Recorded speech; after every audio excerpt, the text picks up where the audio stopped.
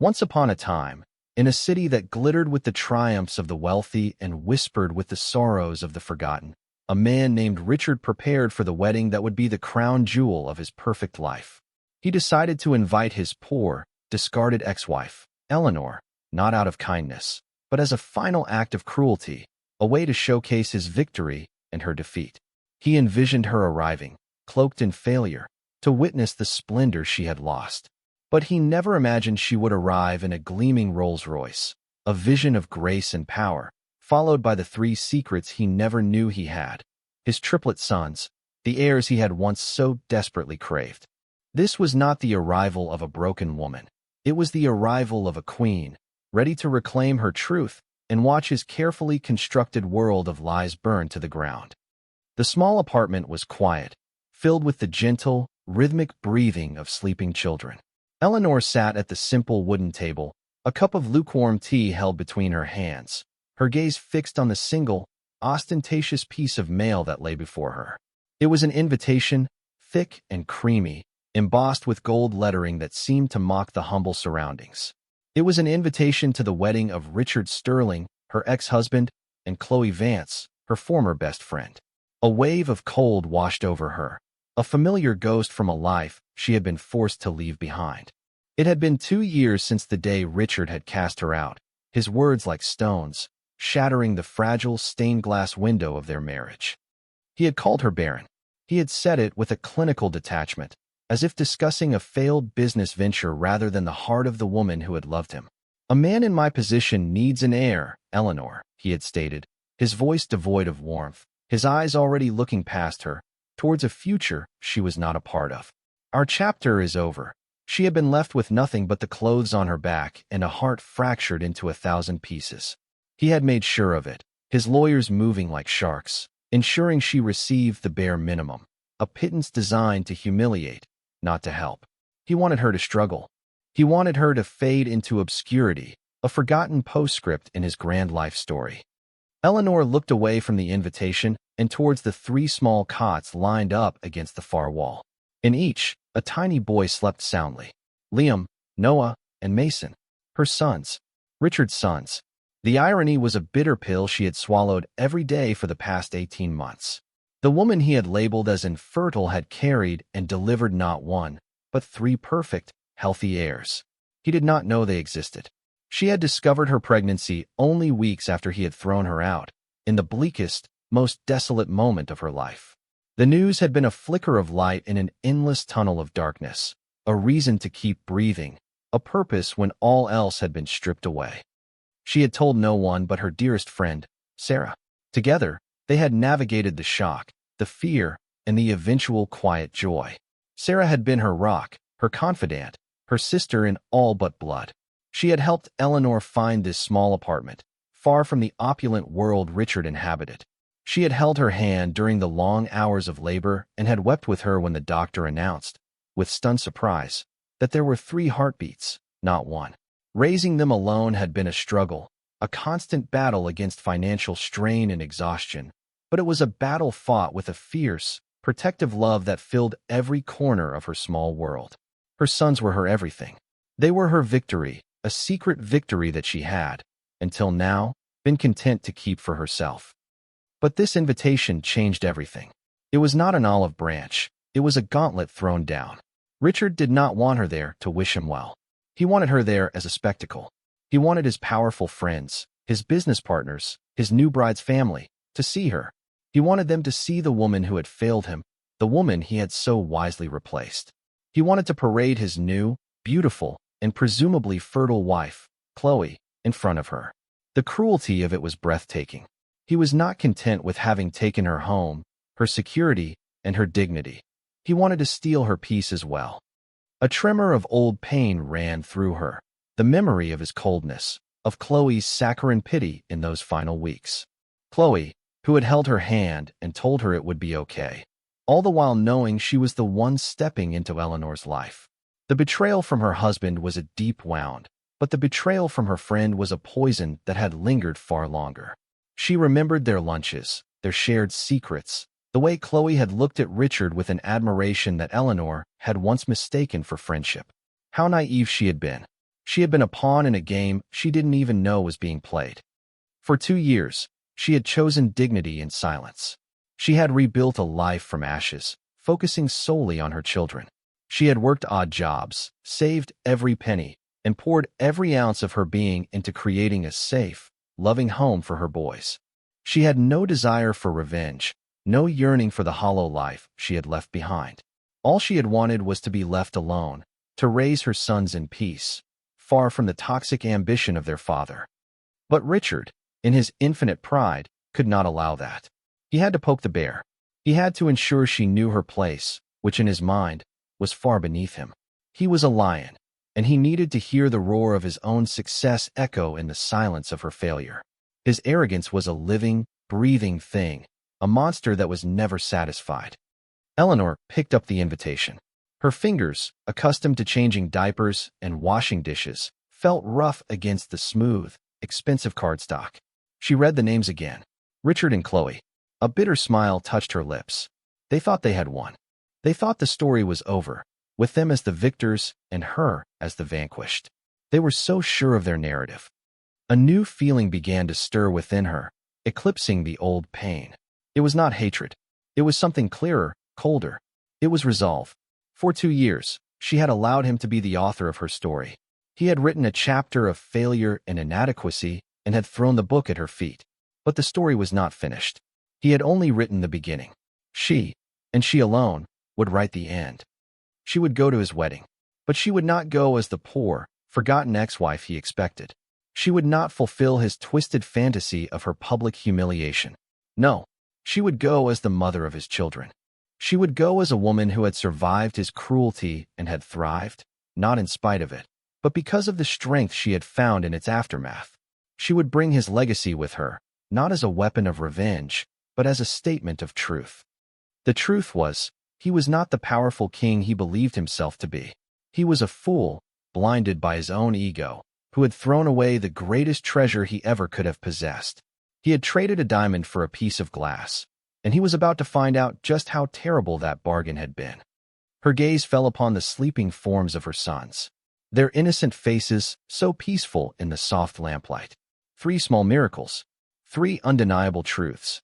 They deserved a father who was worthy of them, but failing that, they deserved a mother who would fight for their honor, who would not allow their father's lies to define their existence.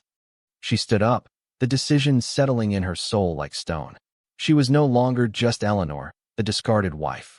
She was Eleanor, the mother of Liam, Noah, and Mason Sterling. And it was time for the world, and especially their father, to meet them. This wedding would not be Richard's triumph. It would be his reckoning. The memory of the betrayal was a film that played in her mind on a loop, each detail as sharp and painful as the day it happened. It had been a rainy Tuesday night, just over 2 years ago. Richard had called to say he was working late, a conference call with investors in Tokyo. It was a common occurrence, one she had long accepted as part of being married to a man of his stature. She had felt a pang of loneliness, but had busied herself preparing a light supper for herself, the silence of their vast, modern mansion pressing in on her. A nagging feeling, a small, insistent voice she had been ignoring for months, prompted her to do something she had never done before. She decided to surprise him, to bring him a warm meal and a flask of coffee, a small gesture of connection in their increasingly disconnected lives. She had felt a little foolish, like a doting character in an old movie, but the impulse was too strong to ignore. She had bundled herself into a raincoat and driven the 20 minutes to the gleaming skyscraper that housed Sterling Industries. The security guard in the lobby, a kind man named George, greeted her with a warm smile. "Working late again. Is he Mr. Sterling?" "That man never stops," he waved her through, his familiar presence offering a small comfort. The elevator ride to the penthouse floor was silent, and as she stepped out into the plush, deserted hallway, she felt a sense of trespass, as if she were intruding. The lights in Richard's corner office were on, spilling a soft glow onto the deep blue carpet. She approached the heavy oak door quietly, not wanting to startle him during his important call. As she reached for the handle, she heard voices from within. Not the tinny, distant sound of a conference call, but clear, distinct voices. One was Richard's. The other, to her shock and confusion, was Chloe's. Her best friend. Are you sure she suspects nothing? Chloe's voice was laced with a triumphant, conspiratorial tone that made Eleanor's blood run cold. She's completely oblivious, Richard replied, his voice a low rumble of arrogance. Eleanor lives in a fairy tale. She believes in love and trust and all that nonsense. She thinks I'm a good man. It's almost pathetic, he chuckled, a dry, cruel sound that was utterly foreign to Eleanor. The man she knew, the man she loved, would never speak like that. Eleanor froze, her hand hovering over the doorknob. Her heart began to hammer against her ribs, a frantic bird trapped in a cage. She couldn't breathe. She pressed her ear against the cold wood of the door, every nerve in her body screaming at her to run, but an awful, morbid curiosity held her rooted to the spot. And the doctor? Chloe asked. Dr. Evans is still on board? He won't get nervous? Evans is paid very well to be on board, Richard scoffed. He knows what's at stake. He gave her the results this morning. Low ovarian reserve. Unexplained infertility. All the medical jargon to make it sound official. He even looked sad when he told her. A masterful performance. The world tilted on its axis. Eleanor swayed, pressing a hand against the wall to steady herself. Dr. Evans. She had seen him that very morning.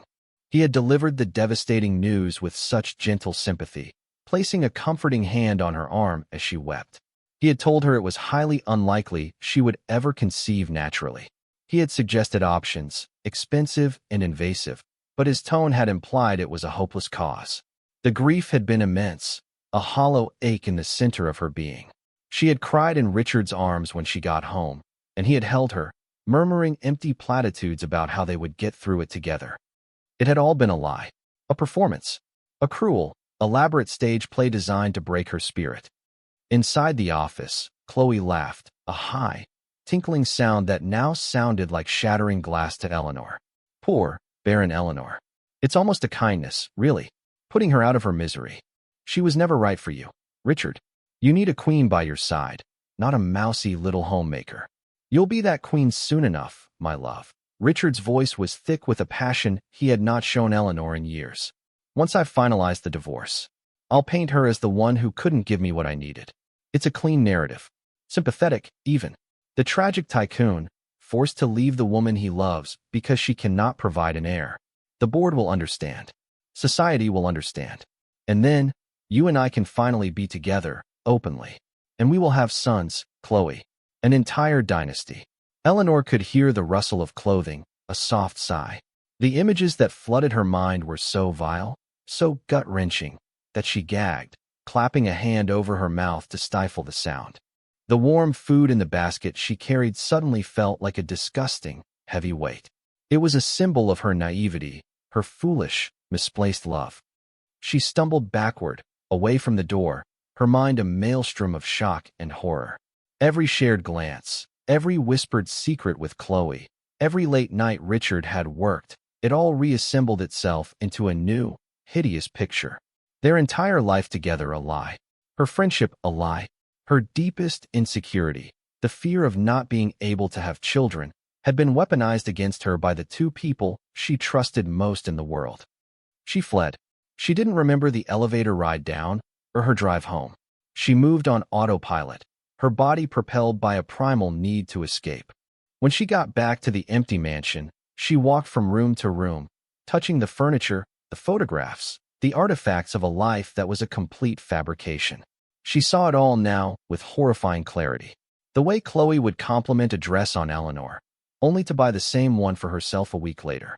The way Richard had grown distant, his affection becoming performative, his compliments hollow. The betrayal was absolute. It was not just an affair. It was a coup. They had conspired to dismantle her life, piece by piece, using her own heart as their primary tool.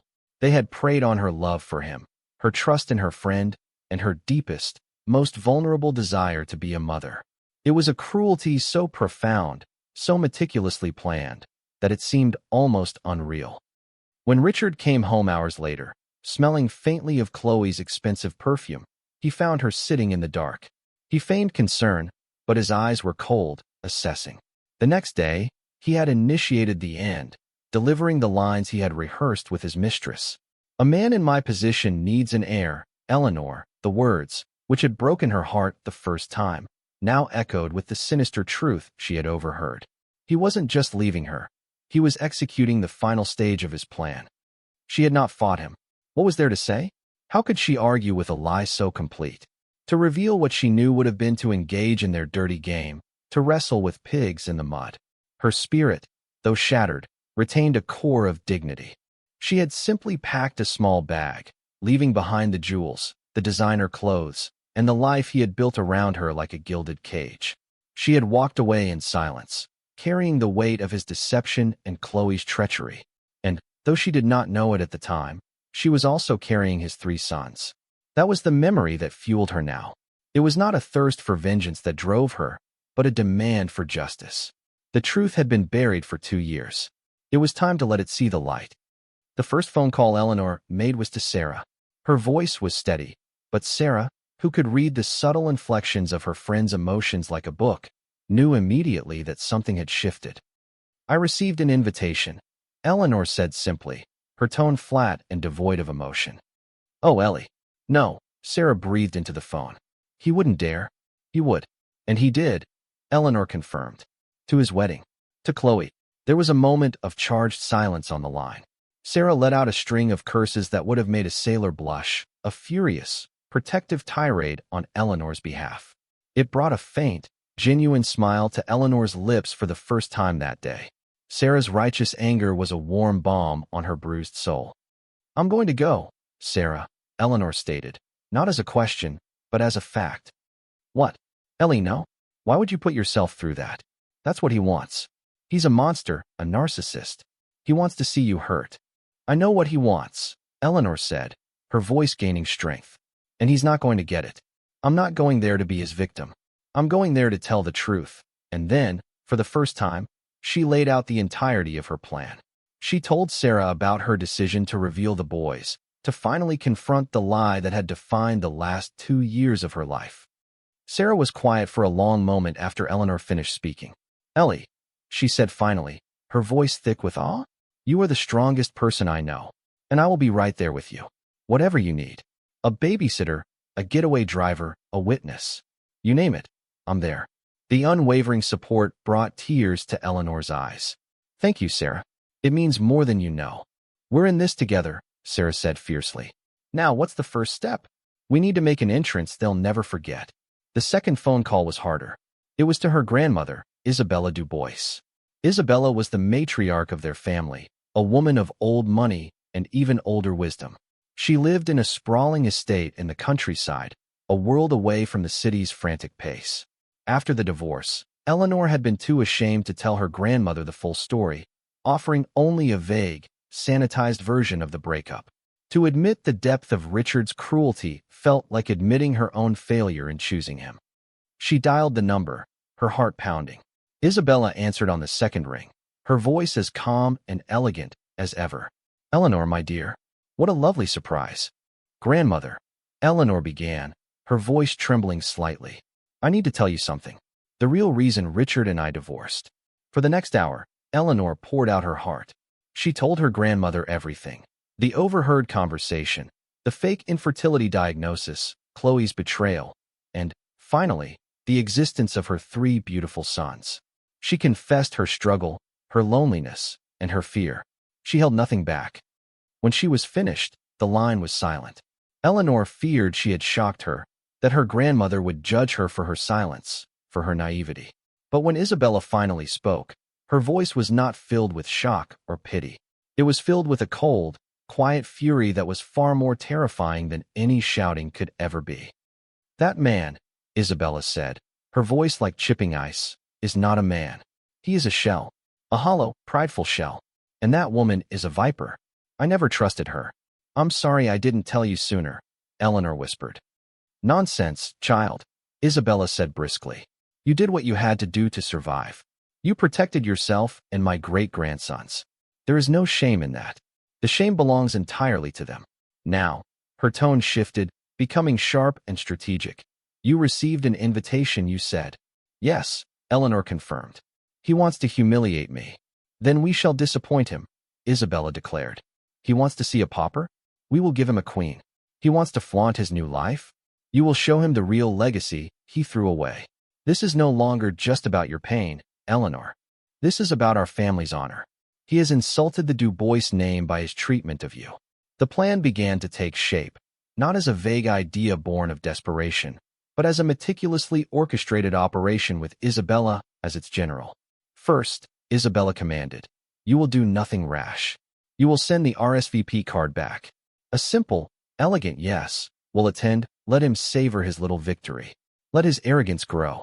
The higher he stands, the harder he will fall." Next came the matter of proof. Your word against his, in that world, is not enough, Isabella warned.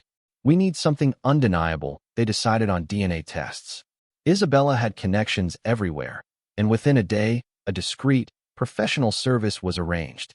A simple cheek swab from each of the boys, and from a personal item of Richard's that Eleanor had inadvertently packed, an old hairbrush, was all it took. The results would be express delivered, notarized, and legally unimpeachable. Then came the matter of the entrance. He expects you to arrive in a taxi, looking worn and tired, Isabella mused. We must subvert his every expectation. I will arrange for a car. Not just any car. A Rolls-Royce Phantom. And a driver. You will not look like you are arriving at an event. You will look like you are the event. Isabella also insisted on a new wardrobe. She wired a substantial amount of money to Eleanor's long-dormant account with a simple instruction. Buy a dress that will make angels weep and devils tremble. And buy 3 identical, perfect suits for my great-grandsons. Spare no expense. Eleanor, overwhelmed by the sudden shift in her circumstances, protested. Grandmother, I can't accept this. You are not accepting a handout, Eleanor. Isabella corrected her sternly. You are accepting an arsenal. This is your armor for the battle ahead. You will go in there not as his victim, but as his equal, and you will leave as his superior. You are a Du Bois. It is time you remembered what that means. In the week leading up to the wedding, Eleanor moved with a newfound purpose. She bought a gown of deep emerald green silk that shimmered like liquid jewels. It was elegant, powerful, and utterly breathtaking. For her sons, she found miniature tailored suits, complete with tiny bow ties. They looked like 3 little princes. The DNA results arrived in a sealed manila envelope. Eleanor opened it with trembling hands. The conclusion was stark, printed in bold, black letters. The probability of paternity for Richard Sterling is 99,999%.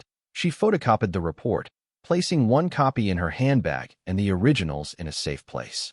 She also gathered their birth certificates, where she had, in a moment of private defiance, listed Richard Sterling as the father. She was ready. The fear that had lived in her heart for 2 years was gone, replaced by a calm, unwavering certainty. She was not doing this out of spite. She was doing this for Liam, for Noah, and for Mason. She was doing it for every woman who had ever been made to feel small, worthless, or invisible. She was doing it for the truth. The stage was set. The players were in position. All that was left was for the curtain to rise. In his penthouse apartment overlooking the city, Richard Sterling was a man reveling in his own brilliance.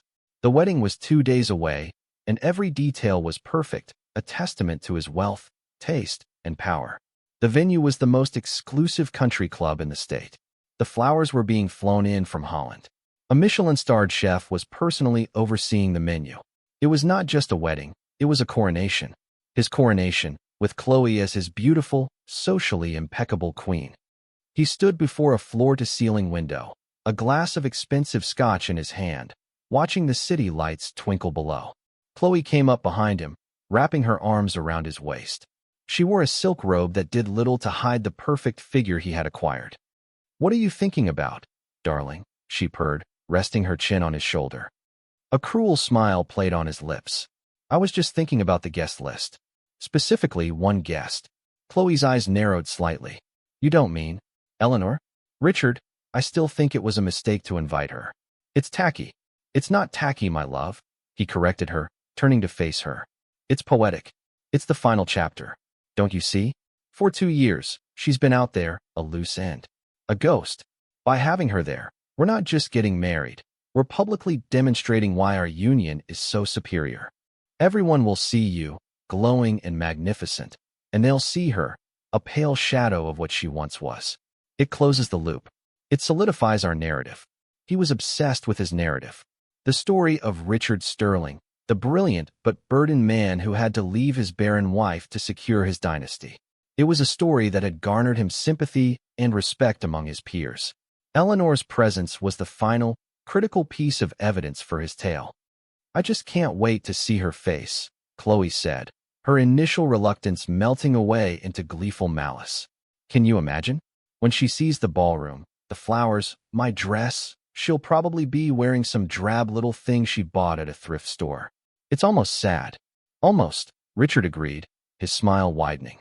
"I picture her arriving in some beat-up taxi, her face all pinched with bitterness and regret.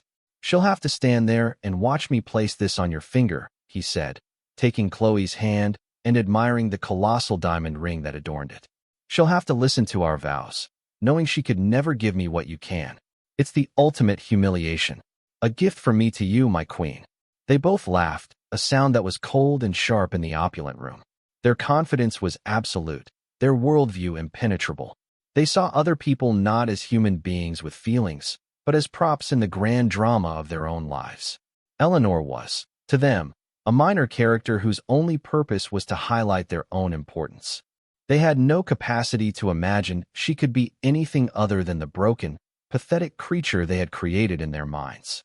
In the days that followed, Richard was consumed by the final preparations. He was demanding, arrogant, and dismissive to the staff, barking orders and making last-minute changes with a casual disregard for the immense effort of those around him. He moved through the world as if it were his personal kingdom, and its inhabitants his loyal subjects. His hubris was a blinding light, making it impossible for him to see anything beyond the reflection of his own greatness. He spoke to his best man, a sycophantic business associate named Marcus, about the invitation. It was a masterstroke, inviting her, Richard boasted over a game of golf. "Shows I have no hard feelings. Magnanimous, you know?" The bigger man, Marcus, ever the yes man, nodded enthusiastically. "Absolutely, Richard. Class act. She'll see what she's missing, and you'll look like a saint for it. It's brilliant. Brilliant." That was the word Richard used to describe himself. He believed his success was a product of his own unique genius, not of the ruthless tactics and moral compromises he had made along the way. He had cheated business partners, crushed competitors, and destroyed his own wife, and he saw it all as a testament to his strength. He had no conscience, only ambition. The night before the wedding, he and Chloe hosted a lavish rehearsal dinner. They were the picture of happiness, toasted by friends and family who were either unaware of or untroubled by the sordid story of how they had come together. Richard made a speech, his voice booming with self-satisfaction. "Tomorrow," he said, raising his glass, "I will marry the woman who has shown me what life can truly be. A woman of beauty, intelligence, and fire. A woman who will stand beside me as we build an empire, a dynasty that will last for generations." The word dynasty hung in the air, a deliberate, pointed reference to the reason he had discarded Eleanor. He caught the eye of Chloe's father, a stern, wealthy industrialist who had been initially skeptical of the match. Now, the older man was beaming, convinced that Richard was the perfect man to carry on his family's legacy. Richard had won.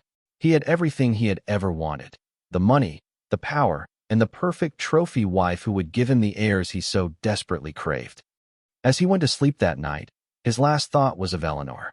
He imagined her in her tiny, insignificant apartment, probably crying herself to sleep, dreading the spectacle of the following day. The thought filled him with a deep, satisfying sense of power. Her suffering was the dark velvet against which his diamond of a life shone all the more brightly. It was the final lull before his greatest triumph, the quiet moment before the crescendo. He was so utterly sure of his victory, so completely blinded by his pride, that he never once considered the possibility that the story he had written was about to be torn to shreds. He slept the sound, dreamless sleep of a man who believes he is a god, utterly unaware that judgment was coming for him. The day of the wedding dawned bright and clear, a perfect blue sky that Richard took as a personal endorsement from the heavens. The country club was a vision of white roses and shimmering crystal. Guests, a veritable who's who of the city's elite, mingled on the manicured lawns, sipping champagne and murmuring admiration for the sheer scale of the event. Everything was flawless. Everything was under Richard's complete control.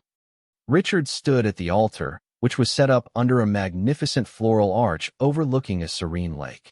He was the epitome of success in his custom-tailored tuxedo. He radiated confidence, smiling and nodding at his guests, accepting their congratulations. Marcus stood beside him, grinning.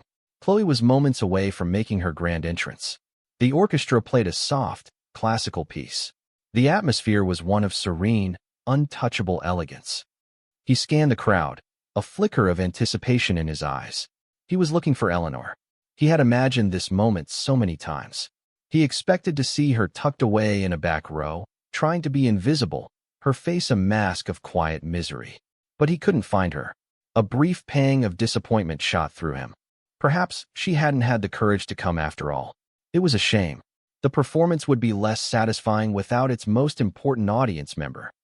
Just as the wedding planner gave the signal for the music to change for the bridal procession, a low, powerful rumble cut through the delicate notes of the string quartet. All heads turned towards the long, winding driveway that led to the club.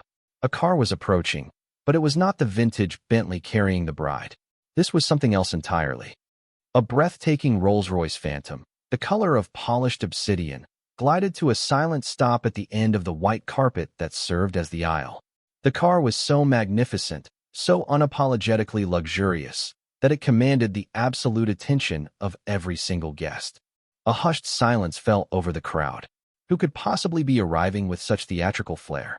A uniformed chauffeur emerged from the driver's side, his movements crisp and professional. He walked around to the passenger side and opened the rear door with a flourish. For a moment, nothing happened. The suspense was palpable. Then, a single, elegant heel, clad in a shoe that glittered with what looked like real diamonds, touched the white carpet. A woman emerged from the car. She rose to her full height, and a collective gasp rippled through the assembled guests. It was Eleanor, but it was an Eleanor no one had ever seen before. The drab, heartbroken woman Richard remembered was gone. In her place stood a goddess. Her emerald green gown clung to her figure, a picture of sophisticated grace. Her hair was styled in an elegant chignon, and a simple but stunning diamond necklace graced her throat. Her face was serene, her posture regal, her eyes clear and filled with a calm, unshakable power. She was not a victim. She was a vision. Richard stared, his mouth agape. His mind simply could not process what he was seeing. This was not possible. This was not part of his script. This confident, radiant creature could not be the woman he had thrown away. But the shock was only just beginning. The chauffeur opened the other rear door. A woman, whom Richard vaguely recognized as Eleanor's friend Sarah, stepped out. And she was not alone. Sarah gently helped 3 small boys out of the car. 3 identical little boys, all dressed in immaculate, tailored suits that were miniature versions of what a gentleman would wear. They had the same dark, wavy hair, the same deep blue eyes. They had Richard's eyes. They stood there for a moment, a stunning tableau. The beautiful, queenly woman and the 3 perfect little princes. Eleanor gently took the hands of 2 of the boys, while Sarah held the hand of the 3rd. And then, they began to walk down the aisle. They walked not with the hesitation of a late-arriving guest, but with the deliberate, inexorable purpose of a monarch reclaiming her throne. The orchestra had faltered into silence. The only sound was the soft rustle of Eleanor's gown and the faint, curious whispers of the stunned guests. Every eye was on them, on her, on the children. Richard was frozen, a statue of disbelief. His mind was screaming. Who were those children? Where did they come from? They looked just like his own baby pictures. A cold, terrifying dread began to snake its way up his spine, choking the air from his lungs. Beside him, he could hear Marcus muttering, "What in God's name is happening?" Chloe, who had been waiting in the wings for her grand entrance, stepped forward, her face a thundercloud of confusion and rage. "What is she doing? Who are those children? Get her out of here," she hissed to the wedding planner, but no one was listening to her. No one was even looking at her. Her moment had been stolen. Eleanor reached the front of the aisle, stopping just before the altar. She looked directly at Richard, her expression unreadable. Her calm was more unnerving than any tirade could have been. The 3 little boys stood quietly by her side, their wide, curious eyes taking in the spectacle. With a quiet nod to the sound technician, who seemed too mesmerized to object, Eleanor took the microphone from the officiant's stand. Her voice, when she spoke, was not loud, but it was clear and steady, and it carried to every corner of the silent, waiting crowd. "Good afternoon, everyone," she began, her gaze sweeping over the assembled guests before settling once more on Richard's ashen face. "I apologize for the interruption. I know you all came here today to celebrate a wedding, but I am here to celebrate a birth. 3 births, to be exact." She gently gestured to her sons. "Allow me to introduce you to Liam, Noah, and Mason.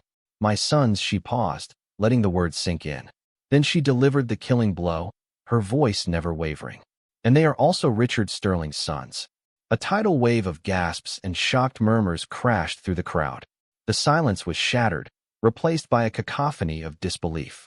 Richard staggered back a step as if he had been physically struck. "That's a lie," he choked out, his voice a strangled rasp. "You're lying." Eleanor's expression remained serene. She had anticipated his denial. "Am I, Richard?" she asked softly. 2 years ago, you threw me out of my home because you and our mutual friend Chloe conspired with a corrupt doctor to convince me that I was barren. You told me a man in your position needed an heir, and I couldn't provide one. It seems, however, that I could. You just never bothered to stick around to find out." From her small, elegant handbag, she produced a set of folded papers. "For anyone who doubts my word," she said, her voice ringing with authority, "I have here the official, notarized results of a DNA test, confirming with 99,999% certainty that Richard is their father." She held up the document for all to see. "I also have their birth certificates, which have listed Richard Sterling as the father since the day they were born." She turned her attention to Chloe, whose face had gone from red with rage to a ghostly white. "And you, Chloe, my best friend, the one who comforted me after my diagnosis, the one who told me I was lucky to have a man as patient as Richard. I wonder, did you feel any guilt at all while you were plotting behind my back to take my husband and my life?" Chloe began to tremble, her eyes darting around wildly, looking for an escape that did not exist. She was trapped, exposed in front of everyone whose opinion she valued. Her dream wedding had become her worst nightmare. Eleanor's final words were for Richard. She looked at him, not with hatred, but with a profound, sorrowful pity. "You wanted a dynasty, Richard. You were so obsessed with your legacy that you destroyed a real family to chase a fantasy. Well, here is your dynasty. Here is your legacy. 3 beautiful boys you have never met. 3 sons you have never held. You threw away diamonds, Richard, because you were too busy collecting stones." She did not shout. She did not cry. Her dignity was her weapon, and the truth was her shield. She had said what she came to say. The foundation of Richard's perfect world had been obliterated. The narrative he had so carefully crafted was in ruins. Without another word, she turned. Taking her son's hands, she began to walk back down the aisle, her head held high. The crowd parted for her as if she were royalty. The whispers followed her, a rising tide of scandal and condemnation directed not at her, but at the man and woman left standing at the altar, exposed and shamed. As she reached the Rolls-Royce, she paused and looked back one last time. She saw Chloe tear the veil from her head and scream something at Richard. She saw Richard, pale and shaking, looking utterly and completely broken. She saw his world, which had seemed so solid and impenetrable, collapsing into dust around him. She felt no triumph, no glee, only a quiet, somber sense of justice. The truth was finally out. Her part was done. She got into the car with her children, and as it pulled away, she did not look back again. She was driving away from her past and towards her future. The collapse was instantaneous and total. The moment the Rolls-Royce disappeared down the long driveway, the carefully curated atmosphere of genteel celebration imploded. The scene at the altar devolved into a grotesque spectacle of public humiliation. Chloe, her face contorted with fury and shame, turned on Richard. "You told me she was nothing," she shrieked, her voice shrill and ugly. "You told me she was barren. How could you let this happen? You've ruined me." She ripped the bouquet of white roses from her own hands and threw it at his chest, petals scattering across the pristine white carpet like fallen tears. Richard was numb, his mind unable to function. He just stared at the spot where Eleanor and the three boys had stood. His sons. He had sons. The words echoed in the silent, screaming cavern of his mind. All this time, he had sons. And he had treated their mother like garbage, had cast her aside for a lie of his own making. The sheer magnitude of his folly was a physical weight, crushing him. Chloe's father, the powerful industrialist, marched up to the altar. His face was a mask of cold, controlled rage. He grabbed his daughter's arm. "We're leaving," he said through gritted teeth. He didn't even spare Richard a glance, a dismissal more damning than any insult. As he pulled Chloe away, she shot Richard a look of pure venom. "This is over," she spat. "Everything is over." The guests, who had been frozen in shocked silence, began to murmur, then to talk, and then to leave. They fled the scene as if it were contaminated, eager to distance themselves from the radioactive fallout of the scandal. They walked past Richard, their faces a mixture of pity, contempt, and morbid excitement. He was no longer the powerful tycoon they admired. He was the star of the most scandalous story of the year. Business partners who had clapped him on the back an hour earlier now avoided his gaze, already calculating the damage this would do to his company's reputation. Sterling Industries was built on an image of strength, tradition, and integrity. Its founder had just been publicly exposed as a liar, a cheat, and a fool. By nightfall, the news was everywhere. Social media erupted with pictures and videos taken by guests. The story of the jilted ex-wife, the secret triplets, and the wedding day revelation was irresistible. #Sterling Scandal was trending worldwide. News outlets picked up the story, plastering Richard's and Chloe's faces across their websites, detailing every sordid element of the affair. The financial repercussions were swift and brutal. On Monday morning, when the stock market opened, Sterling Industries' stock plummeted. Investors panicked, dumping their shares in a frenzy. The board of directors called an emergency meeting. By noon, Richard had been forced to step down as CEO of the company his grandfather had founded. He was disgraced, cast out of his own kingdom. His social life evaporated overnight. Invitations were rescinded. Friends stopped returning his calls. He was a pariah, the man who had thrown away a fortune and children for the sake of his own ego. The narrative he had so carefully constructed was replaced by the truth, and the truth was ugly. Chloe, true to her word, left him without a second thought. Her lawyers contacted his, making it clear she wanted nothing more to do with him. It turned out she had been just as deceitful as he was, having an affair with a rival billionaire, and had seen Richard as the safer, more established bet. With his reputation in tatters and his fortune dwindling, he was of no more use to her. She disappeared from his life as quickly as she had entered it, leaving behind nothing but the wreckage.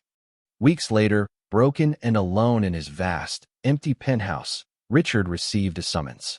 Eleanor was suing for paternal recognition and child support.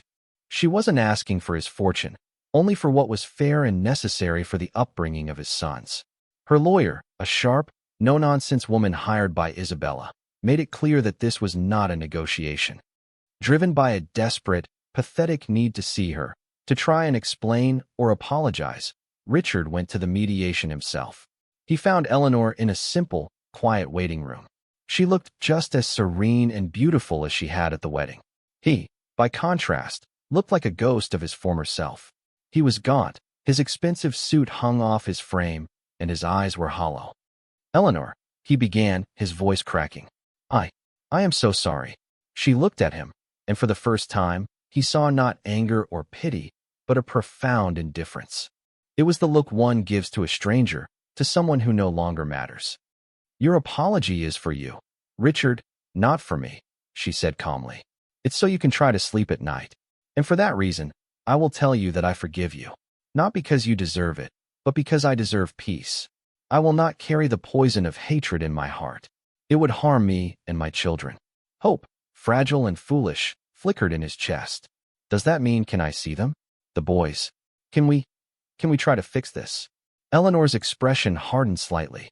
"You can see them, Richard. They deserve to know who their father is. My lawyers will arrange for supervised visitation. They need a father figure, and perhaps, in time, you can learn to be one. But us?" She gave a small, sad shake of her head.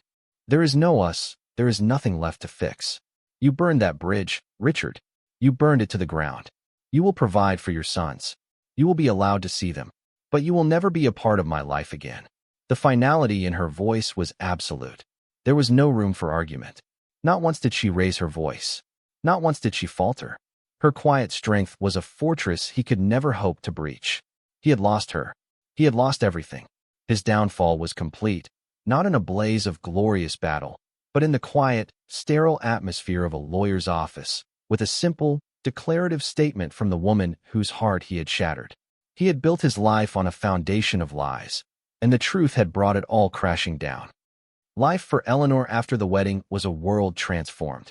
The storm of the public revelation had passed, and in its wake, it had left a calm, clear sky. With the generous and legally mandated child support from Richard, the constant financial anxiety that had been her companion for 2 years simply vanished. But it was never about the money. It was about security for her boys and the freedom to build a life on her own terms. Her grandmother, Isabella, had been her steadfast guide. "Use this opportunity, Eleanor," she had advised. "Don't just survive. Thrive. Build something that is yours." And so she did. Eleanor, with her newfound resources and a quiet determination that had been forged in fire, decided to create something positive from the ruins of her past. She established the Phoenix Foundation, a nonprofit organization dedicated to providing legal, financial, and emotional support to women and men who had been victims of marital and financial deception. Her own story became a quiet inspiration, a testament to the fact that one could emerge from betrayal not broken, but stronger. She moved out of the small apartment and bought a lovely, spacious house in a quiet, tree-lined suburb. It wasn't a mansion like the one she had shared with Richard. It was a home. It had a large backyard where the boys could play, rooms filled with sunlight, and walls that soon echoed with laughter instead of silence. She filled it with love, warmth, and stability. Her sons, Liam, Noah, and Mason, were the center of her universe.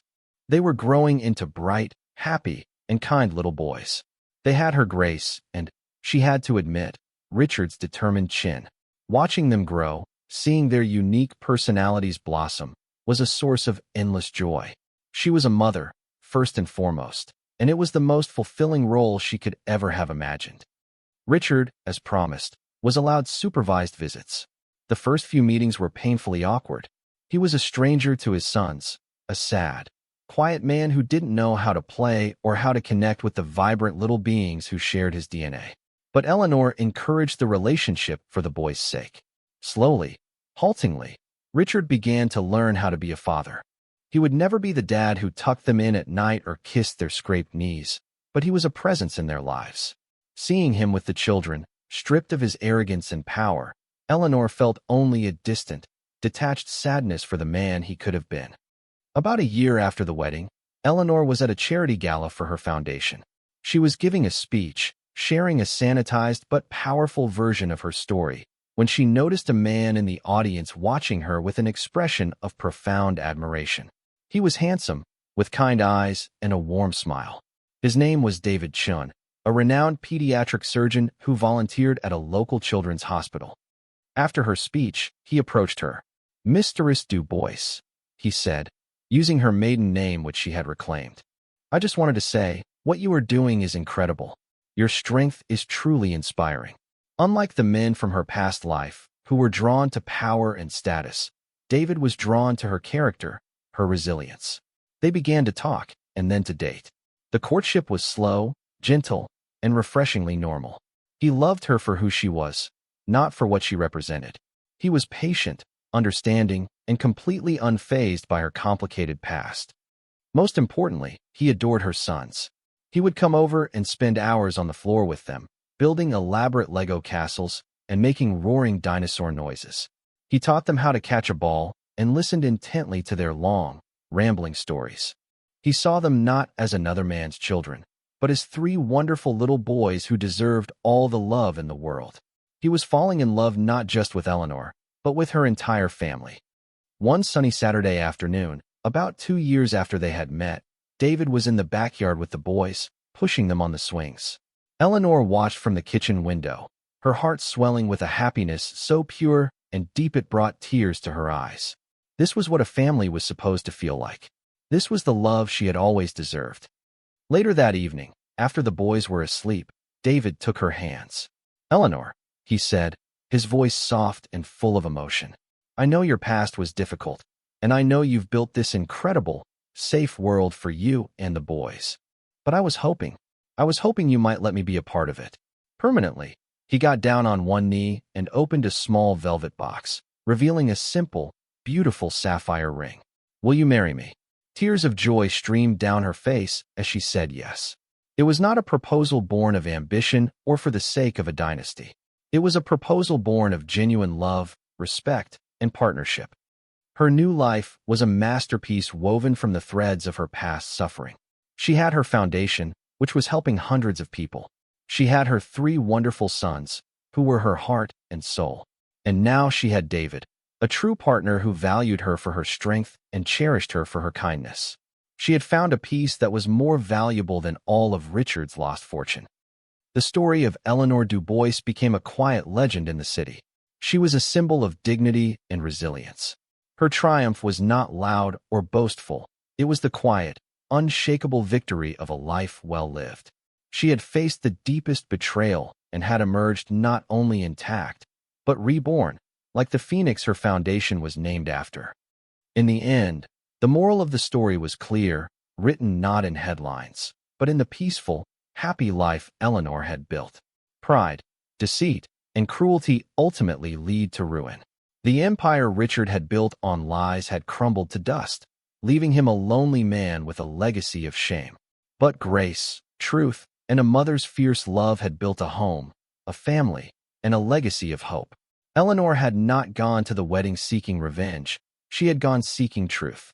And in finding it, she had found something far greater, her own happily ever after.